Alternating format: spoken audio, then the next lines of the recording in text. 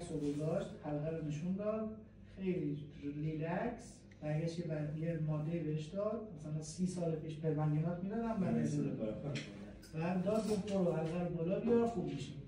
کسی که 3 روز با درد پیشید بخوره. دکتر خیلی در راجع به این موضوع صحبت میکنن. من داشتم این شکل گرفتم.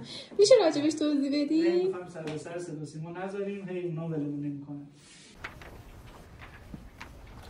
خب ملاحظه بفرمایید، یه جسم خارجی داخل معده است، اشکالی نداره. اینو بخورید، تشریف ببرید دستشویی، سعی کنید بالا بیارید دیگه حله. اگه بالا نیاوردن تکلیفش چیه؟ اگه اینجوری بالا نیارن مجبوری معده رو شستشو بدیم.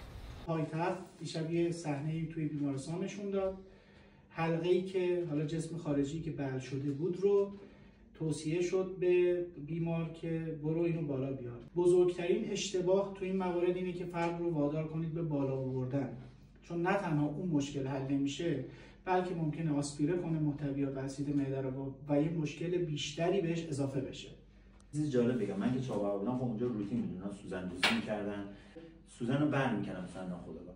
حتی مردم محلی به این نتیجه رسیدن که نباید اینو بالا بیاری. یعنی اولین توصیه‌اش این بود که برید پیش دکتر.